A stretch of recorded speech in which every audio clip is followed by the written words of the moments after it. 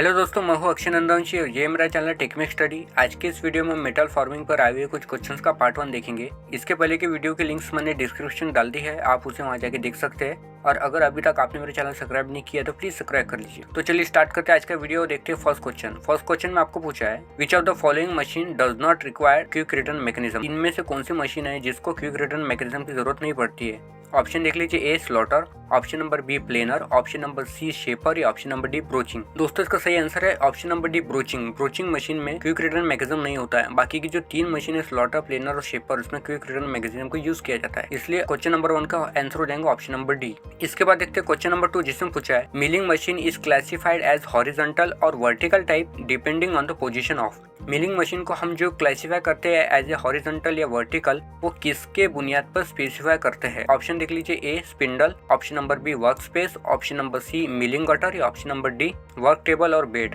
तो दोस्तों इसका सही आंसर है स्पिंडल। एज पर स्पिंडल हम क्लासिफाई करते हैं कि milling machine horizontal milling machine है या वर्टिकल मिलिंग मशीन है। अगर स्पिंडल जो है वो हॉरिजॉन्टल है तो वो हॉरिजॉन्टल मिलिंग मशीन होगी, और अगर स्पिंडल की पोजीशन वर्टिकल है तो वो वर्टिकल मिलिंग मशीन होगी। इसलिए क्वेश्चन नंबर 2 का आंसर हो जाएगा ऑप्शन नंबर ए। इसके बाद देखते हैं क्वेश्चन नंबर 3, जिसमें पूछा है, reaming is the operation of. Reaming कौन सा ऑपरेशन है। ऑप्शन देख लीजिए, enlarging the end of hole cylindrically, option number B cone shape enlarging of the end of the hole, या option number C smoothing and squaring the surface around the hole, या option number D sizing and finishing of a hole. दोस्तों reaming के अंदर हम क्या करते हैं कि जो ऑलरेडी ड्रिल किया हुआ जो होल है उसकी हम small amount of material remove करते हैं, जिसको हम सरफेस फिनिशिंग भी कह सकते हैं या फिर साइजिंग भी कह सकते हैं। इसलिए रीमिंग कौन सा ऑपरेशन हो गया, sizing and finishing a hole. तो क्वेश्चन नंबर 3 का वो आंसर प्रोवाइड है ऑप्शन नंबर डी के अंदर, reaming is the operation of sizing and finishing a hole. और जो दूसरा ऑप्शन है जिसके अंदर पूछा गया है कि enlarging the end of a hole cylindrically, जिसके अंदर एंड सिलेंड्रिकली हम एनलार्ज करते हैं, उसे क्या कहते हैं, उसे काउंटर बोरिंग कहते हैं। और वही अगर कोन शेप एनलार्जिंग करना है जो कि ऑप्शन नंबर बी में दिया है, तो उसे क्या कहते हैं, काउंटर सिंकिंग कहते हैं। इसलिए रीमिंग में क्या होता है कि sizing and finishing of hole होती है, मतलब स्मॉल अमाउंट ऑफ मटेरियल जो हम रिमूव करते हैं और जो साइजिंग प्रोवाइड करते हैं उसे हम रीमिंग कहते हैं। इसलिए क्वेश्चन नंबर 3 का आंसर हो जाएगा option number D. Question number 4, जिसमें पूछा है, continuous chips are formed when machining. Continuous chip कौन सी प्रोसेस के अंदर प्रोड्यूस होती है मशीनिंग करते हुए। ऑप्शन देख लीजिए, ductile material, option number B brittle material, option number C heat treated material, या option number D none of the above. तो इसका सही आंसर है दोस्तों डक्टाइल मटेरियल। डक्टाइल मटेरियल को जब हम मशीनिंग करते हैं तब कंटिन्यूअस चिप प्रोड्यूस होती है, और वही अगर हम ब्रिटल मटेरियल को मशीनिंग करेंगे तो हमें डिसकंटिन्यूअस चिप मिलती है। तो क्वेश्चन नंबर 4 का आंसर हो जाएंगे option number A ductile material. Continuous chips are form when machining ductile material. इसके बाद देखते हैं क्वेश्चन नंबर 5, जिसमें पूछा है, size of the shaper is specified by. Shaper की साइज किससे स्पेसिफाई की जाती है। ऑप्शन देख लीजिए, A length of stroke, option number B size of table, option number C maximum size of tool, या option number D ratio of forward to return stroke. इसका सही आंसर है दोस्तों option number A length of stroke. Shaper की जो size होती है वो लेंथ ऑफ स्ट्रोक से स्पेसिफाई की जाती है। इसलिए क्वेश्चन नंबर 5 का हो जाएगा आंसर ऑप्शन नंबर ए। इसके बाद देखते हैं क्वेश्चन नंबर 6, जिसमें पूछा है, grinding operation for grinding harder material. Grinding operation में हार्डर मटेरियल को ग्राइंड करने के लिए कौन से टाइप की ग्रेन साइज यूज की जाती है। ऑप्शन देख लीजिए, A coarser grain size is use, option number B fine grain size is use, option number C medium grain size is used, या option number D any grain size is used.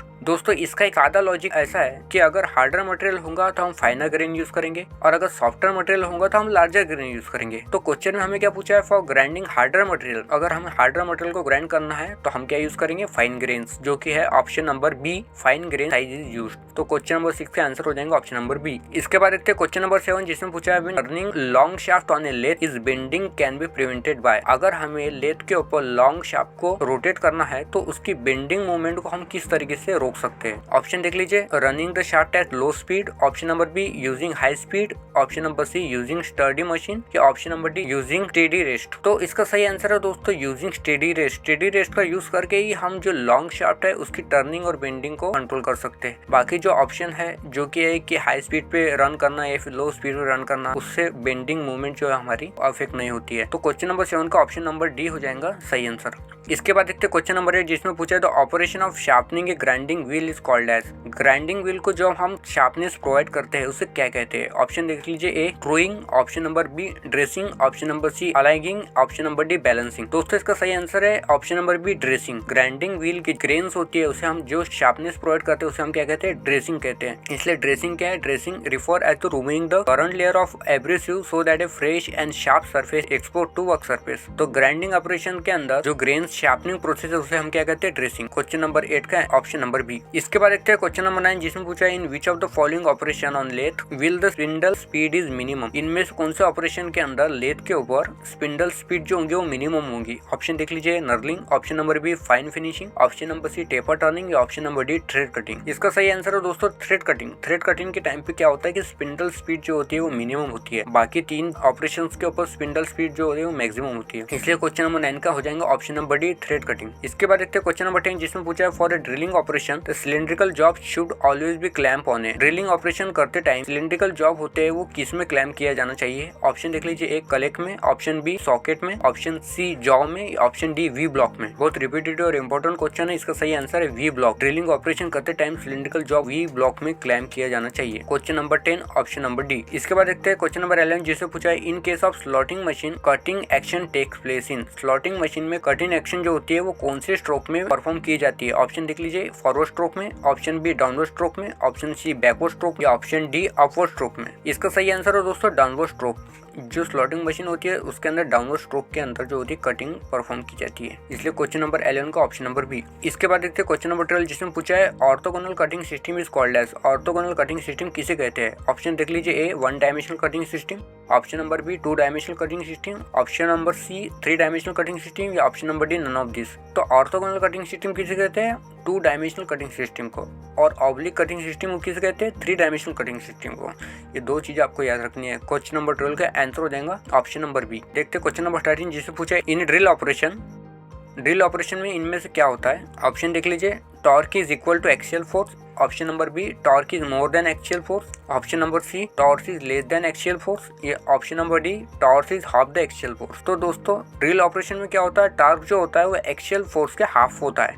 इसलिए question number 13 का answer हो जाएगा option number D. इसके बाद देखते हैं question number 14 जिसमें पूछा है lathe bed is made of. Lathe bed जो होता है वो कौन से मटेरियल से बना होता है। ऑप्शन देख लीजिए ए कास्ट आयरन से, option number B alloy steel से, option number C high carbon steel से, option number D mild steel से। दोस्तों आपको एक बात पता होना चाहिए कि लेथ बेड जो होता है वो हाई एब्रेसिव वाइब्रेशंस को एब्जॉर्ब करता है और उसकी डैम्पिंग कैपेसिटी हाई होनी चाहिए, इसलिए हम कास्ट आयरन का यूज करते हैं। इसलिए लेथ बेड जो होता है वो किससे बना हुआ था, वो कास्ट आयरन से बना होता है। इसलिए क्वेश्चन नंबर 14 का आंसर हो जाएगा ऑप्शन नंबर ए। इसके बाद देखते हैं क्वेश्चन नंबर 15 जिससे पूछा है in shaper metal is remove during. Shaper machine के अंदर मेटल कौन से स्ट्रोक में रिमूव किया जाता है। ऑप्शन देख लीजिए ए फॉरवर्ड स्ट्रोक में, option number B return stroke में, या option number C forward and return stroke दोनों में, या option number D neither the forward stroke nor the return stroke. तो दोस्तों इसका सही आंसर है फॉरवर्ड स्ट्रोक। शेपर मशीन में मटेरियल कौन से स्ट्रोक में रिमूव होता है, फॉरवर्ड स्ट्रोक में। इसलिए क्वेश्चन नंबर 15 का आंसर हो जाएगा ऑप्शन नंबर ए। इसके बाद देखते हैं क्वेश्चन नंबर 16 जिसमें पूछा है quick return mechanism is incorporated in A. Quick return mechanism इनमें कौन सी प्रोसेस के अंदर अमल में लाया जाता है। ऑप्शन देख लीजिए A lathe machine, option number B milling machine, option number C drilling machine, या option number D shaping machine. दोस्तों इसका सही आंसर है शेपिंग मशीन, क्योंकि बाकी की जो 3 ऑपरेशन है उसके अंदर क्विक रिटर्न मैकेनिज्म का कुछ काम पड़ता ही नहीं है। इसलिए क्वेश्चन नंबर 16 का आंसर हो जाएगा ऑप्शन नंबर डी। के बाद देखते हैं क्वेश्चन नंबर 17 जिसमें पूछा है for which machine are very large speed range required. ऐसी कौन सी मशीन है जिसके अंदर लार्ज स्पीड की रिक्वायरमेंट होती है। ऑप्शन देख लीजिए A drilling, option number B shaping, option number C grinding, option number D planing. तो इसका सही आंसर है दोस्तों ग्राइंडिंग। ग्राइंडिंग के अंदर लार्ज स्पीड रेंज की रिक्वायरमेंट होती है, इसलिए क्वेश्चन नंबर 17 का आंसर हो जाएगा ऑप्शन नंबर सी। इसके बाद देखते हैं क्वेश्चन नंबर 18 जिसमें पूछा है which part of cutting tool is prone to crater wear. Crater wear में टूल का कौन सा पार्ट जो होता है वो सबसे ज्यादा नजदीक है, सबसे ज्यादा अफेक्टेड होता है। ऑप्शन देख लीजिए A face, option B shank, option C base, या ऑप्शन डी फ्लैंक। इसका सही जवाब है दोस्तों फेस। कार्टर वियर में सबसे ज्यादा अफेक्टेड जो एरिया है, सबसे नजदीक जो एरिया होता है वो कौन सा एरिया होता है, वो फेस वाला एरिया होता है। इसलिए क्वेश्चन नंबर 18 का आंसर हो जाएगा ऑप्शन नंबर ए फेस। इसके बाद देखते हैं क्वेश्चन नंबर 19 जिसमें पूछा है the relationship between tool life and the cutting speed is express as. Relationship पूछा है जिसके अंदर टूल लाइफ और कटिंग स्पीड का रिलेशन पूछा है इसके अंदर, जिसके अंदर एन और सी क्या है, ये कांस्टेंट है।